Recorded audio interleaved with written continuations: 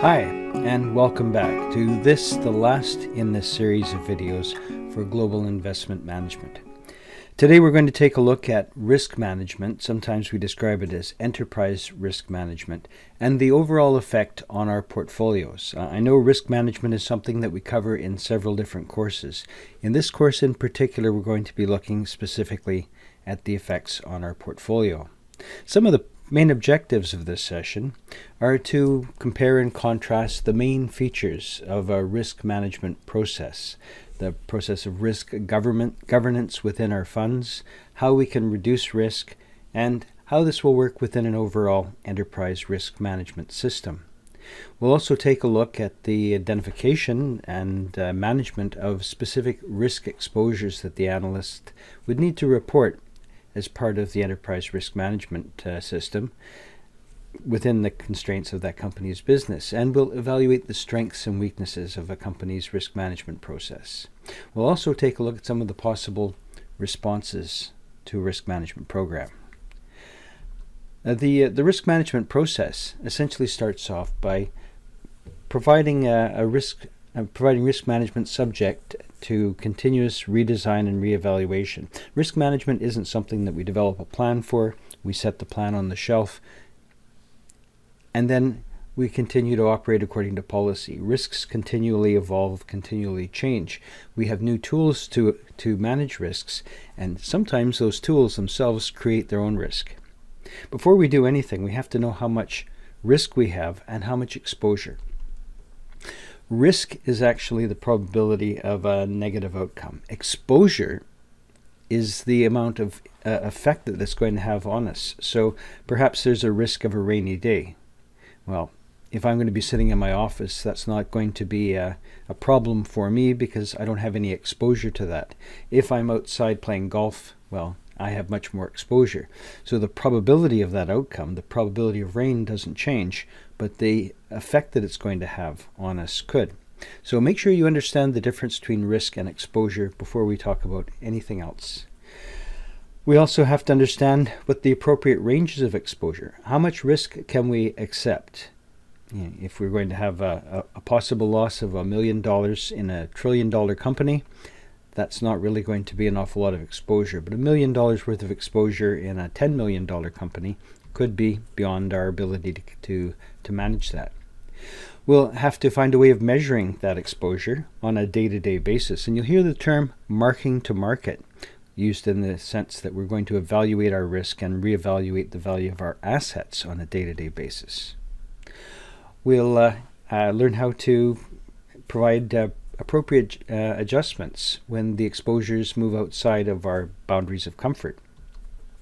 And this may require alterations and create new policies, preferences, and require additional information.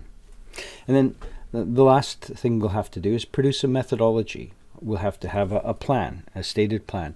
Usually these plans are led from the top of the organization down. In fact, quite often the vice chairman of the board of directors is going to be specifically tasked with risk management. And we'll have a risk management reporting structure that goes up from the very bottom of the organization right up to the board of directors level. It's an important part of what we do. I should also say that for every risk management system, there are going to be these appropriate steps. First off, we have to identify a risk. Is something going to be a likely risk? And if we have identified it, is it a risk that we can live with? Do we have the information that we need to manage it? That's stage one. Living with the risks that we've got. Perhaps the next stage is deciding whether or not, now that we have the risk, can we control it? Can we manage those boundaries? Perhaps we can pass the risk off to one of our partners, one of our counterparties. That's commonly done. For example, if you're involved in a joint venture in another country, perhaps your joint venture partner can manage the foreign exchange risk because they have better understanding of the local currency and changes in local currency. So transferring the risk is perhaps a second stage. The next stage that we would perhaps consider, if we can't transfer the risk, is insurance. Can we find an insurance policy that'll protect us from the worst possible outcome? Their insurance is talking about using things like derivatives. using forward contracts perhaps to control that exposure. It's going to cost us something, but it's a cost that's worth taking. And if we can't avoid it, we can't control it, we can't transfer it, we can't insure it, then that's the risk that we have to live with, or that residual risk. Enterprise risk management essentially talks about a centralized risk management system at the most senior levels of the organization. It tends to be firm-wide because quite often what we have as a risk in one department will be partly offset by a risk that we have in another department. For example, with foreign exchange, perhaps we have a lot of exposure to the US dollar exchange rates in our American operation, but in one of our other international operations, we've got a type of exposure that's going to partly offset that. So the net exposure is the one that we have to control. So we have to know about all of the risk throughout the whole organization. We consider, therefore, risks both individually and across the entire organization, the interplay across the whole organization. We also have to be aware of the effect or the sensitivity on our earnings of particular risks and how that will affect the stock market, how that will affect things like interest rates, exchange rates, commodity prices, all of those different kinds of risk factors. We should also try to control our exposures to things like credit risk, default risk, which are essentially the same type of thing. What's the chance that a counterparty or customer is going to default on a debt or default on a financial instrument? Asset liability management, how's that going to affect the timing of our assets and liabilities? Our operations, how's it going to, or how will we control for things like fraud, and so on. Some of the steps in our program, I've already kind of mentioned. First thing we have to do is identify the risk factors, the specific risk factors, and give them a name so that we'll know to look for them. Then we have to quantify each risk exposure, at least in dollar terms. Put those risks down into a document. We have to map them so that we understand what kind of risks we face. Identify our overall or net risk exposure across the whole organization, and the contribution to our overall organizational risks that comes from each factor. The ones that are the most important are clearly the ones that we're going to manage the most intensively. And set up a process for periodic reporting. Who's going to determine the allocation of capital within the organization, the risk limits, the risk management policies? Well, typically that comes from the top, but it will be managed by several different levels in the organization. And then we have to have a system of monitoring. We have to have a reporting system that's going to identify deviations from policy and ensure that we move back into some kind of compliance. I did try to map all of the different types of risks for a book I did a few years ago. In particular, my book was about managing credit risk. And I created a chart that was so complicated, the editor kept on sending it back to me asking for simplification. I eventually wrote about 4 pages of instructions to go with this chart, and then realized it really is not something that's going to be easy to produce or reproduce in a single chart. But we still try. For example, if we're trying to manage credit risk, we can perhaps reduce the overall credit risk by using credit derivatives. Credit derivatives, things like credit default swaps perhaps, are derivatives that are attached to a bond or to a bundle of loans, and they're used to provide insurance against credit loss. One of the problems, of course, if you create an instrument like that, you have to have a counterparty. And so that creates a different type of credit risk. It also creates market risk. And so you can see that my market risk kind of overlapped with the credit risk, because the chances of being stuck with a capital loss because of the fall in value of a financial instrument, the market risk, is going to be significant. And so what I gained by reducing my credit risk, I partly lost by gaining market risk. I perhaps would also have some liquidity risk, because those instruments, in the case of a market falling apart, as we saw in 2007, 2008, credit derivatives stopped being transferable because nobody wanted to buy them. Kind of like a game of hot potato. Whoever's left holding them couldn't find anybody to pass them to. So liquidity risk would also affect the market risk, and so on. as we look at all of these different types of risks, they have all got some kind of influence on every other risk. So we say that risks are part of an integrated enterprise framework. Sometimes if you want to reduce a risk, you're going to just be taking on a different kind of risk. And risk management, therefore, should be something where we try to reduce the overall net exposure.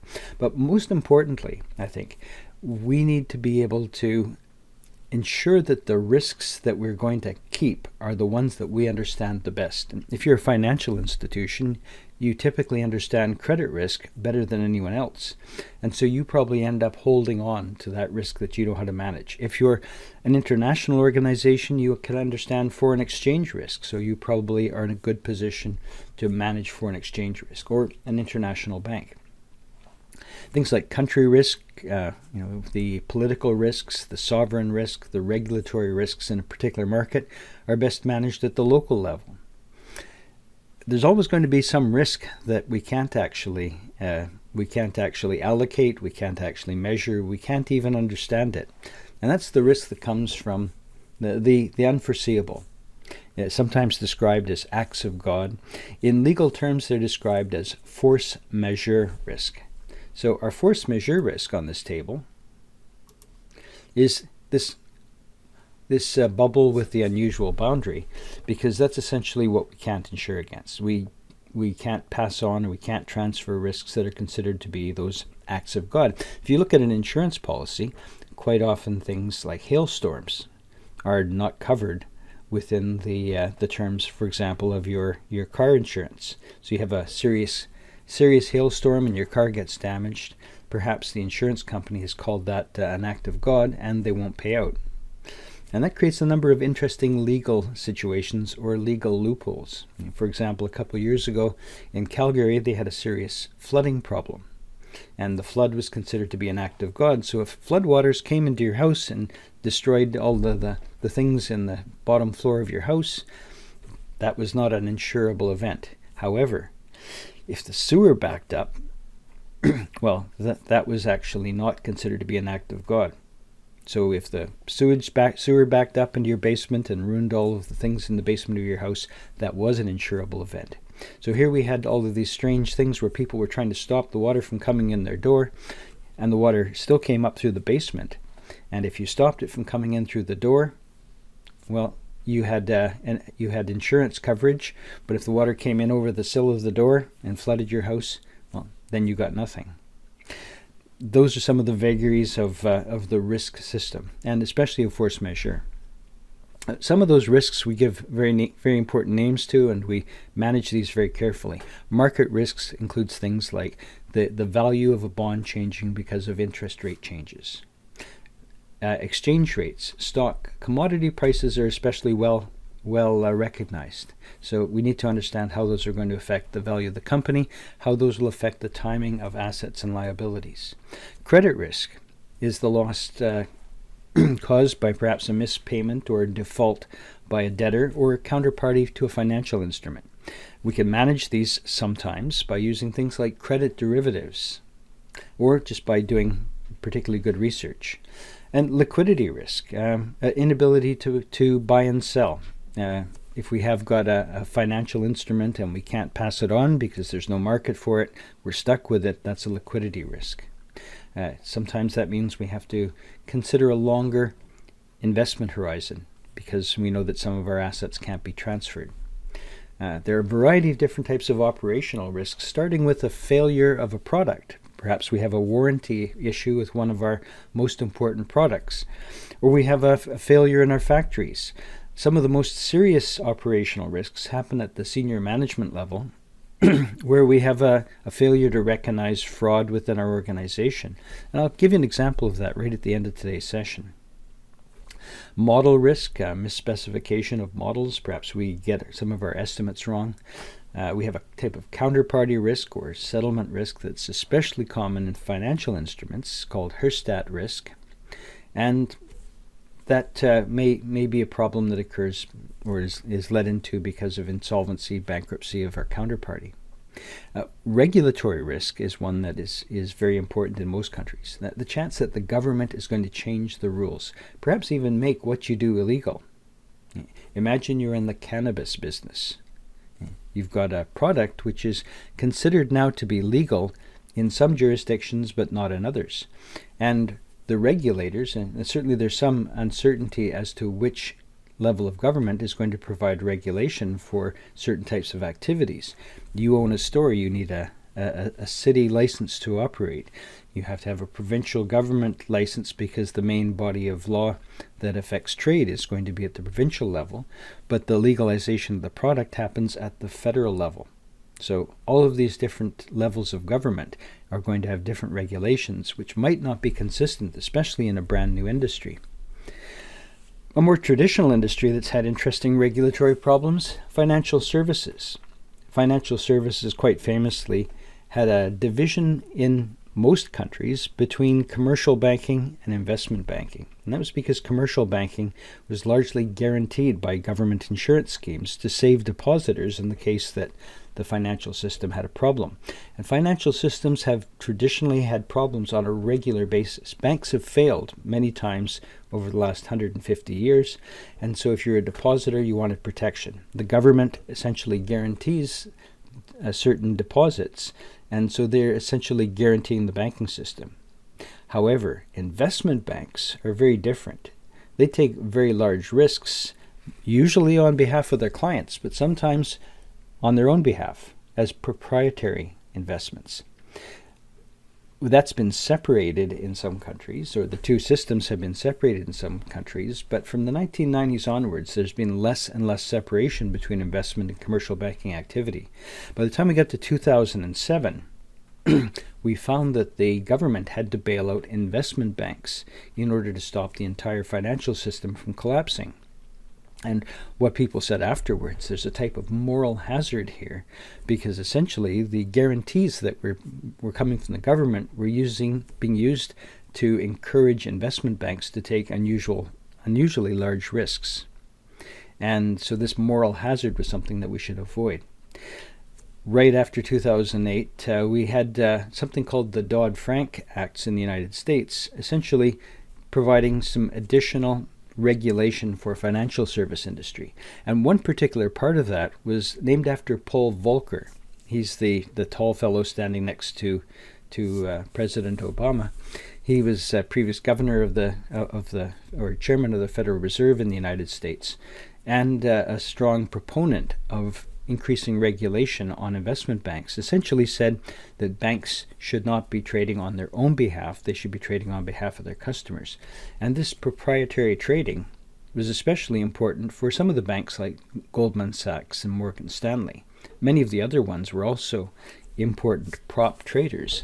For example, Bank of America and JP Morgan Chase, which were especially important because they were commercial banks as well.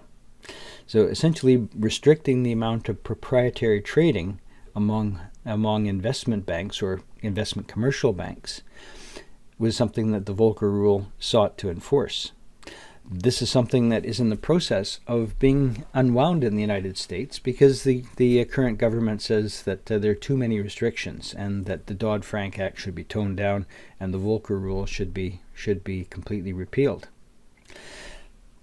If you're operating in this environment, it completely changes the way that you make money, because the proprietary trading was one way that some of these investment banks made a lot of money,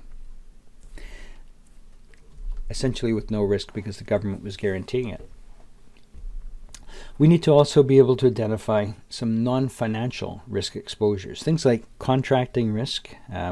Legal system is very different from one jurisdiction to another, and our belief that our contracts should always hold is one that's often an unrealistic one. So our inability to enforce a contract may be important. Tax risk, if we have a change in the basis of taxation, that could be important. Not just tax rates, but the way that taxes operate. For example, everyone's familiar with the deductibility of interest. On a capital gain, for example, we don't have to worry about paying taxes on half of our gains either. Those two rules could easily change with a single act of government. Accounting risk, changes in accounting policy. We've seen things like goodwill change twice in the last decade, the way that we account for goodwill. Political risks, the interference of governments at several levels in your home country as well as in other countries in which you operate. So there's political risk even if you're a domestic-only company. Now, one of the ways that we account for risk, and this is a very innovative measure, innovative tool that was introduced during the 1990s and early 2000s, something called value at risk. Eventually, one investment bank developed it and then passed that on to the rest of the rest of the industry, and it became an industry standard, so that all financial institutions and many large companies report the proportion of their capital that's put at risk by certain risk factors. It's the main risk measurement tool for the financial service industry. It's based on probability of loss, only the downside probability, but the probability of loss from a particular transaction or a particular class of transaction. It's the estimated loss in dollar terms that could be exceeded at any given level of probability. So what's the 1% chance of a loss or the 5% chance of a loss? What's our worst 1% of days look like, or our worst 5% of days look like? The lower probability, the smallest outcome, the 1%, could equate to the highest possible loss, everything else equal. And for example, $1 million daily value at risk at the 5% level means there's a 5% chance of losing at least $1 million in one day on our worst day of the year. Or we could also say there's a 95% chance that one day's losses will be less than $1 million. I'll show you an example of that in a minute, and it'll help to make it a little bit clearer.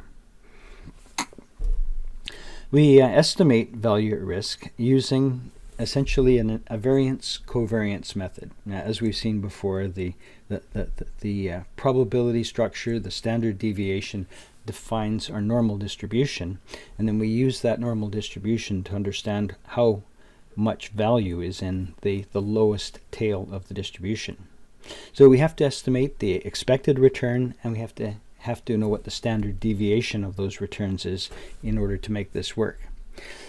If we have a large number of portfolio investments, our calculations can become very difficult because we have a lot of information to account for. Essentially, we may use a zero level as the expected return for our daily value at risk, but it's not necessarily true for our long-term measures. For long-term measures, we expect to have an increasing value or an upward drift in the value. It's a method that works quite well because it's simple to produce the analysis, and it's also simple to explain to managers who are not necessarily quantitative specialists. The disadvantage is the reliability on certain assumptions. Our assumption that, most importantly, that the future will look like the past. The future informs the past. For example, when we talk about something like a 100-year event, that flood in Calgary, we say this is something that happens every 100 years or every 500 years. Well, when it happens 5 years later, you could say, well, that was completely unforeseen. We just had one of those. Well, that's not what probability is about, but that's the way that we interpret it. So our reliance on the assumptions, particularly the normal distribution of returns, but also the history working for the future. So essentially what we do using our historical method is to graph the daily returns from a specified past period, 1 year, 5 years, 10 years, whatever, using a histogram. If we have 1,000 observations, the 1% or the 5% probabilities would be of a loss would be greater than the 10th or the 50th or so on. It's based on historical information. It can't predict the future, and I'm saying the assumption that the future will look like the past is fundamental to what we're doing here. We may need to adjust it for a moving investment horizon. Perhaps the timing of our investments changes.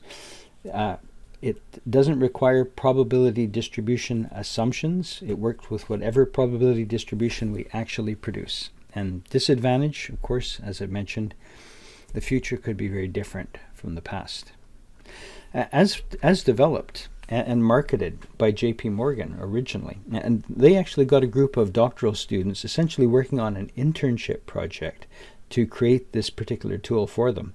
And then they turned it into a business, and they actually spun off the business into something called Riskmetrics. Some of those doctoral students stayed and worked with Riskmetrics afterwards, but they realized the best way to create the proper amount of buzz for their new product was to make it freely available, freeware. And so essentially now everybody can use value at risk without providing any kind of royalties, just because it's become our industry standard.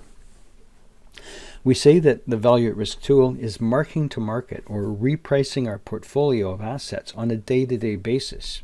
It's the daily dollar value of our market risk exposure. And the simple calculation essentially says, how much money have we got invested? What's the sensitivity of the investments to certain types of risks? And what does a really bad day look like? What's the potential adverse move in our price or yield? And we can simplify that by saying, what is the value of our position affected by price volatility? Here's an example, and you can find this example in most financial institutions' annual reports. Looking at Scotiabank, for example, in the main body of their accounts, they talk about risk management. They tell us about their risk management protocols, the fact that their vice chairman is the head of a committee that's made up of so many people that looks specifically at risk management. And these are the risks: market risk, credit risk, liquidity risk, and so on. They say our definition of market risk, it's the risk of a loss resulting from changes in interest rates, foreign exchange rates, market prices, and volatilities that happens as a result of the bank's funding, investments, and trading activities. And here they also describe what they mean by those activities. In the next part of that report, they give us a histogram that shows us the actual market risk for the company during that year. They say that the result of market risk exposure, or their trading activities, mostly on behalf of their clients, not necessarily on behalf of themselves, that on an average day, and that was about 30 of the days within the year, so that histogram represents about 30 days out of 365, they had a gain of $6 million. It was also very likely that they'd have a gain from $3 million, perhaps up to $11 or $12 million. And so you can see the histogram essentially describes a standard normal distribution with a little bit of perhaps some kurtosis, a little bit of fat tails, especially over here, where they had one day, or not one day, they had a couple days, maybe 3 days, that they had gains of $27 million. So the possibility of an outcome that exceeds the norm is actually pretty good. But they also have had some really bad days, and these gray days represent days on which they made a loss, and their worst losses appeared to be a couple of days when they had losses as a result of trading of $15 million.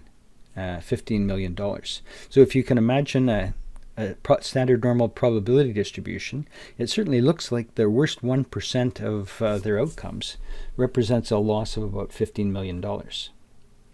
Now, we can actually take a look at a histogram for a slightly different example from one of my books that shows that value at risk for an investment or a portfolio that has an expected return of €80 in this case. I had to make sure that I used a good international currency for an international book. If our asset had a value of $80 and we were calculating the value at risk for a 1%, for the 1% probability for one period was essentially P minus 2.33 times one standard deviation. Well, 2.33 gives us 2.33 standard deviations gives us the 99% range. And so if our portfolio falls by $23.30, it will meet that criteria of falling to the 99% probability level. So 2.33 times one standard deviation. In this case, our standard deviation tells us that the lowest value of our portfolio is 56.70, or we could lose, in the worst case, €23.30. We don't care about the upside because this is always about a loss. So it's always the left-hand side of the distribution. So the 1% value at risk for one period says there's a 1% chance that our prices can fall by more than $23, and there's also a 99% chance that our portfolio will be worth at least $56.70. Now, this is a bond portfolio, and so we get some information about probabilities by looking at a transition matrix. This matrix is produced by Moody's and essentially says the experience of the last year for a BBB rated bond that it would most likely stay at BBB. There's a chance that it could rise to a AA. In fact, for BBB, there's a 4.56% chance that it can improve, and there's a 4.19% chance that it can fall by one rating band. So our concern is of a fall for one rating band, and we're going to use that information, those probabilities, to create our value at risk calculation. So if we take a look at the distribution for that BBB bond that we just got from that transition table, the chance of going from BBB and staying at BBB, 84%. Of going up to a single A, 4.56%. The chance of going down to a BB, 4.19. The bond value that we would have if the price went from BBB to AA or single A would be, it would go from its current price of 107, 108 almost, it would go up to almost 109. And if it falls by one rating band, well, we would lose a little bit. The value would fall to 106.3. With this information, we can work out what the probability weighted value of the investment is. So we can work out the probabilities times the bond value for each of these items in here, and take the sum of the probabilities times the value for each of those items, and that will give us the expected value, or that mu, that funny looking u, mu of t is going to be the sum of the probabilities times the weights for each of those individual items. And then the standard deviation we can also calculate using exactly the same methodology we've seen before. So the standard deviation is the sum of the differences between the observation and the observation and the outcome, and that we also see in our table here. So here is the calculation of the probability times the weight. So the probability weighted value 0.03 times 110 is worth about 3 cents. We do that for each of these items and we get all of these values. Obviously there's an 84% chance we're going to stay where we are, so 84 times 107 gives us most of the value in this distribution. The difference, the mean of all of these values is 101.72. Now, the difference between the observation, between the observation 110 and 101 is the difference of the value from the mean. So that's where we got the $8.40. So 110 minus 101 gives us that $8.47. And so now we know what the difference in the mean is. We can work out the standard deviation. If we're just using an Excel table, we can just use the standard deviation function, or in this case they've taken the probability weighted difference squared. So the difference between the observation and the mean squared in order to get rid of the negative signs, and then just take the sum of those to get the variance. The root of the variance is the standard deviation, and so one standard deviation then is 6.03. If we're using a 1% value at risk, as we did in our first example, 2.33 standard deviations takes us to the 99% range. So 2.33 times one standard deviation of 6.03 gives us a value of 14.04. That's the amount of value at risk. That's the amount that we would expect to lose on our worst 1% of days. On our worst 5% of days, well, that's only 1.65 standard deviations to get to the 95% range. And so we would lose about $10. So our investment in a bond, which is currently worth 107, almost 108, could fall by $14. In other words, we'd end up with about a $93 lowest possible value in our worst 1% of days, and we could end up with about a $98 bond in the 5% worst of days. So that just shows us what the worst possible outcome looks like on our worst possible day. So that's value at risk. Now, value at risk is typically built by creating assumptions. I did that in that particular instance by using data from bond rating information, which was readily available. It's published on a regular basis. It's a little bit out of date by the time I get it, because I don't have the pay version of Moody's databases. But when I've got that information, I can calculate it using real data. Sometimes you can't. Sometimes you have to be able to simulate data, and we can do that using a Monte Carlo simulation. Essentially, this produces random outcomes based on particular parameters that we put into the model. And we saw how that can work when we were talking about using simulation to value a company. Essentially, it uses a probability distribution for each variable. We can assume normal or non-normal distributions. Remember, optionality and having options built in may create a skewed distribution, so that many distributions are not normal. There's skewness and kurtosis that are going to affect those distributions. It's maybe the only practical measure of getting the information that we need, especially if we don't have a historical source like the Moody's information I used for credit risk. And it can require, or historically has required, a lot of computer resource, but fortunately now our computers are so good that you can almost run a Monte Carlo simulation on a basic laptop computer. Advantages of value at risk.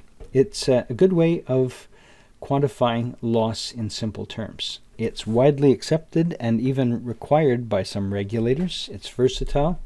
Unfortunately, it can be difficult to find reasonable estimates to use as the data sources. And garbage in, garbage out, so poor quality estimates may result in valuations or loss forecasts that are not realistic.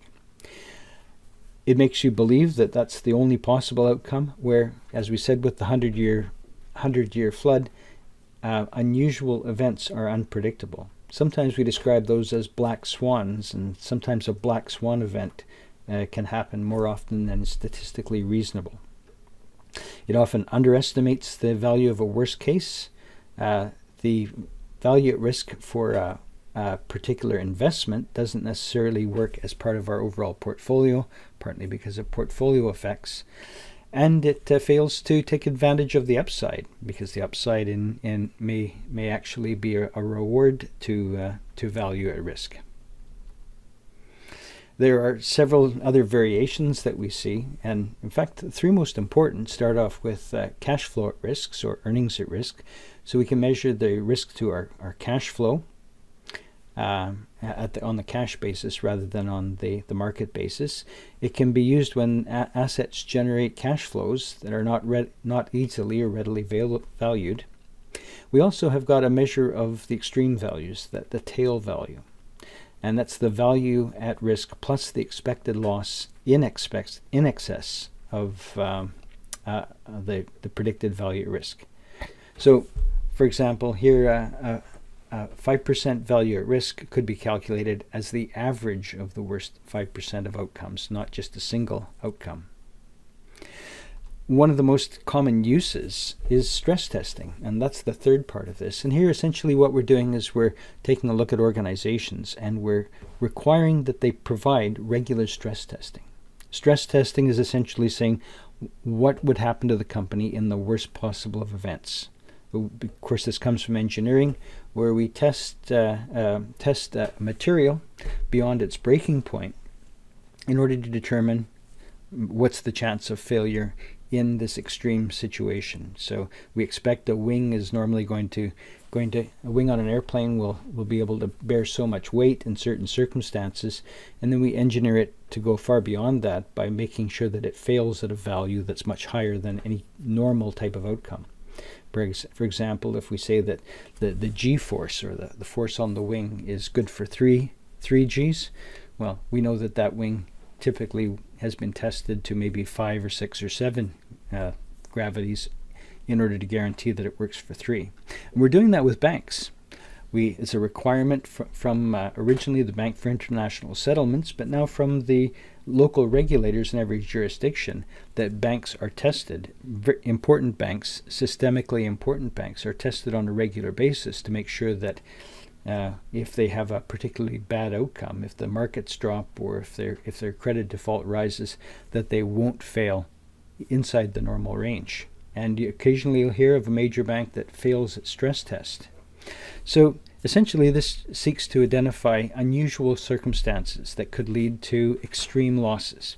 We can use scenario analysis to do this, and we've seen scenario analysis that's been done in our 521 course, essentially creating the worst of worst case scenarios by putting together all of those values. And we could actually compare it to historical or actual extreme events. What would happen, or what did happen in 2001? Could we survive another 2001 if that was to happen in 2021? Here we've got an example of the stress testing that's reported by Scotiabank. They take a look at the actual results of their trading activity on a day-to-day basis over the year. And what they've essentially done is they've taken a moving average of the value at risk, and they've presented that in the bottom line. So they're saying the worst that could possibly happen on this particular day in the first quarter of 2009, well, they actually had a $15 million gain, but the worst possible outcome was to have a $15 million loss. And over this period, they continually adjust their value at risk by using the current information from the moving average. And it looks like their value at risk values are improving, going to 10 and so on. And then they have this period of volatility that happened in sometime, well, perhaps around July or August of that year. And they've got one point here where it looks like they got pretty close to breaching their 1% value at risk, but it doesn't look like they did. So what it's telling us is their model essentially safely predicts, at least over this 1 year period, that their value at risk criteria are reasonable. Well, that's all we're going to say about value at risk for the moment. It is an important term. If you're working for a financial institution, I know you'll hear it again, and you may have an opportunity to participate in that. Now, there are specific risks that affect different types of financial instruments, especially credit risks. And so here we'll take a look at some of those risks. Not a lot of those, but we'll give you some of the idea of the type of risks that we could see with different types of investments. So with forward contracts, forward contracts are a bit different from futures because they have an identified counterparty. We know who the other party is that provided us with that contract. They require a commitment from each counterparty, and one party, either the one that's putting up the money for the premium or the one who's supposed to make the payment in the case of a payout from the forward contract, could renege. They could default. So up to expiration, the credit risk is potential. Once the event happens and the payout is required, it's an actual credit risk, an actual exposure. So the risk is principally borne by the party that is going to benefit. They pay their margin, or they put up the margin for the contract, and they're the one that's most likely to lose. Swap contracts are like a lot of little forward contracts that are strung together perhaps over a period of many years, either to reduce the risk of interest rate exposures by having something like a fixed rate to a variable rate swap contract, or foreign exchange swaps, agreeing to change a nominal value of so many hundreds of thousands or millions of dollars every quarter for the next 5 years perhaps. Essentially, they're like a bundle of forward agreements that have all been stuck together. Credit risk occurs at each of those points in which we can exercise that particular swap contract, and the default risk is going to be the largest as we are in the middle of the contract, because the chances of a negative outcome increase while the value of the contracts becomes greatest.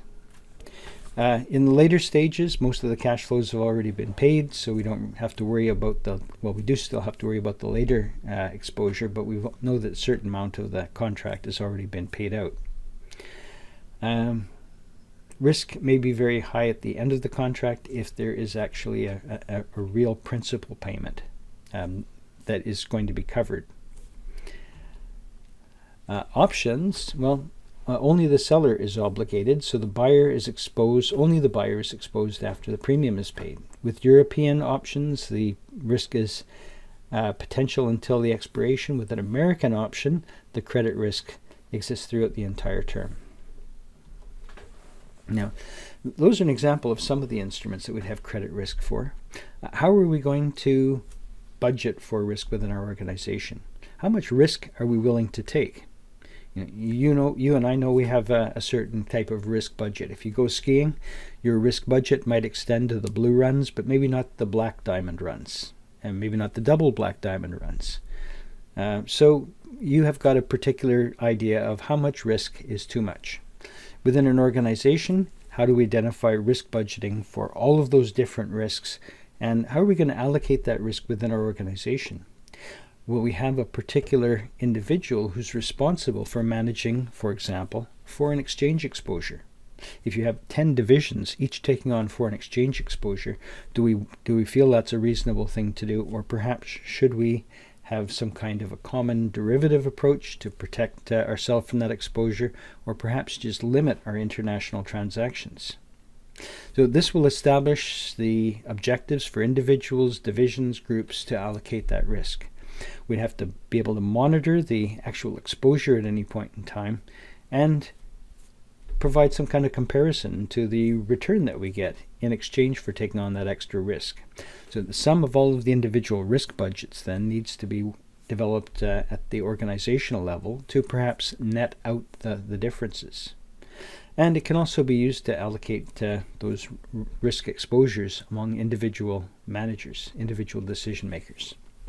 For things like credit risk, of course, this is something that financial institutions manage on a regular basis. We might have a limit to how much we can have exposed in one single client. Now, typically, a bank would say they'll have no more than 1% of their total exposure to one single client. One country I worked in, it was set at 5%. And when we looked at the actual risk exposure, we saw that one particular group of companies had almost 30% of the credit risk exposure for that particular bank. When I pointed it out to the central bank that we were working for, they were completely shocked, even though one of the members of their central governing board was a director of the company that they loaned the money to.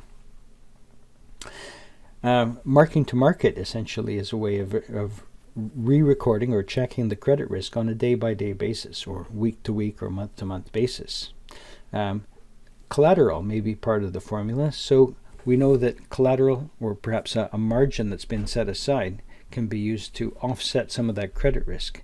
If we have got $1 million in credit exposure, but we have $900,000 in realizable collateral assets, then our net exposure is really only $100,000. Perhaps we're going to only count the collateral for maybe 70 or 80% of its expected value. Basically, we may have two parties that have both got credit risk, so we'll only count the net difference between the two.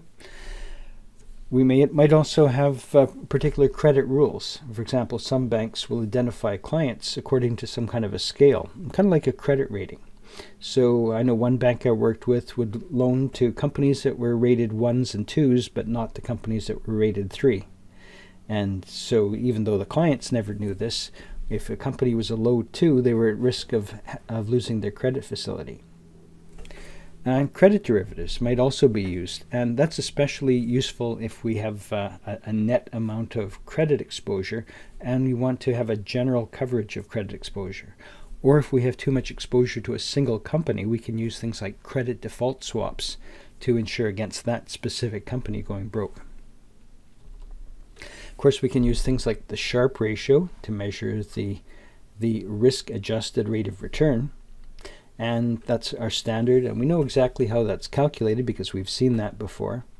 Essentially, the excess return that we get from that is compared to our volatility. So all of the aspects of risk and return are built into that one formula.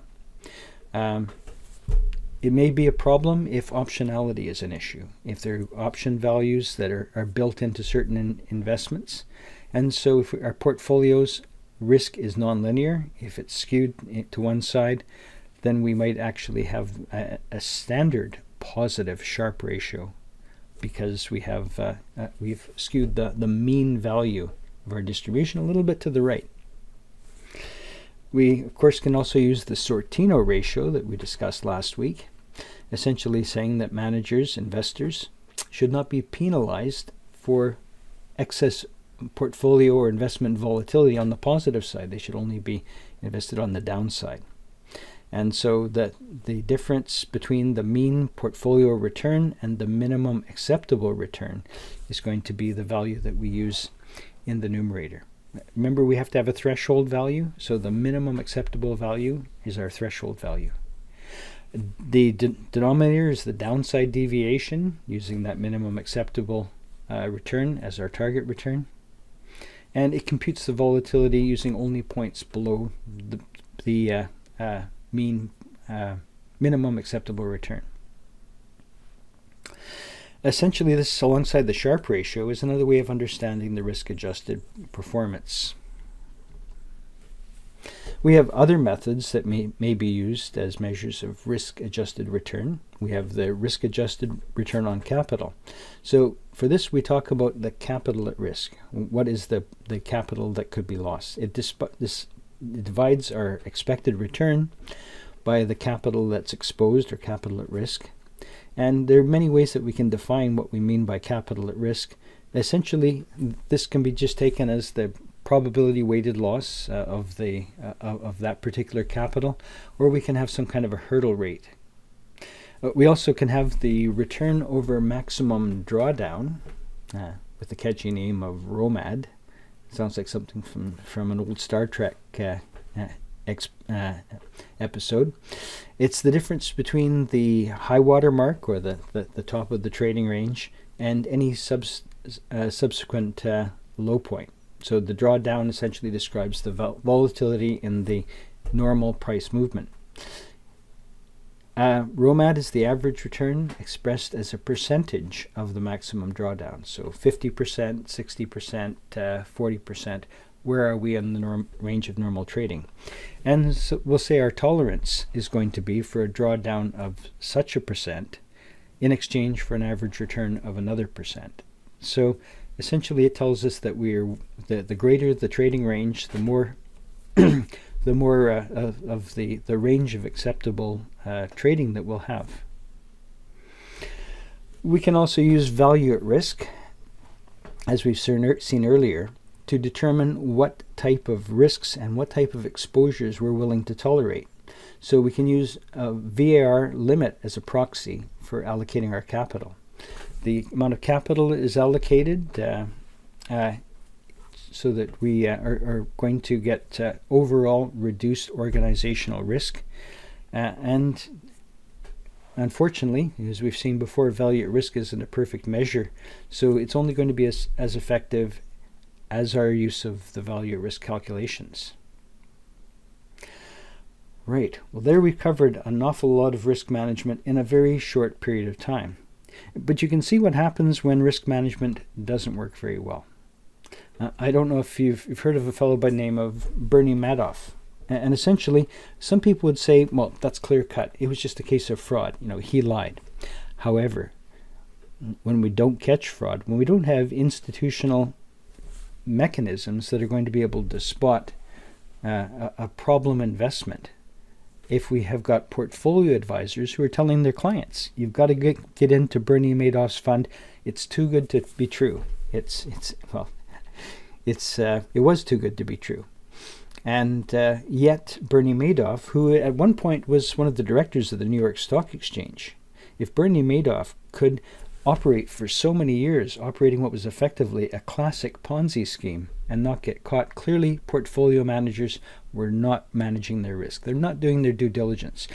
In fund management terms, or in risk terms, we describe that as an operational failure or operational risk.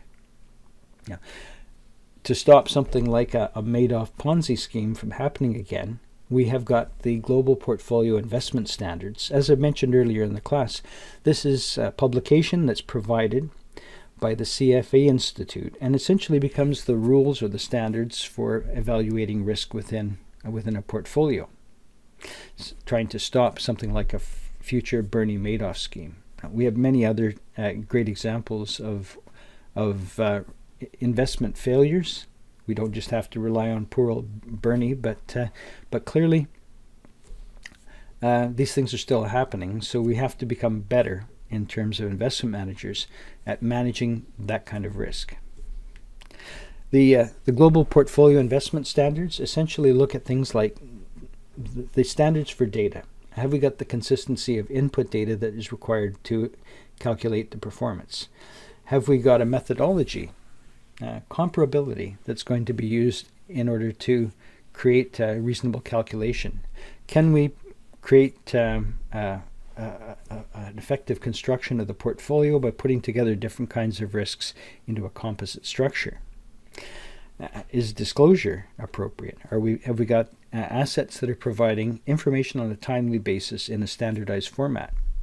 Is the presentation of the information about portfolios reasonable, understandable, written in plain English? How are we valuing things that are difficult to value, like real estate or private equity? And also things like specialized account portfolios that are managed under something called a wrap fee. These are some of the headings that are part of that document, and definitely worth taking a look at. We've seen in the last little while an awful lot of ground has been covered with risk management. We looked at the nature of risk, some of the different problems of organizational risk, and managing the enterprise risk. We had a look at some of the common tools, and we looked at some of the effects on particular types of investments. We said at the very beginning that managing risk does come down to certain activities, to be able to identify the risk, to be able to control or reduce the risk, to be able to manage the risk that we have left, perhaps to be able to transfer the risk to a counterparty, or to be able to buy insurance, sometimes using things like derivatives. And we also know that at the end, you're going to be left holding some risk. I hope that's been useful. I hope this session, and in fact this course, has been useful for you. And I look forward to talking to you in the days to come. And if I don't get a chance to say so later, good luck with your internships.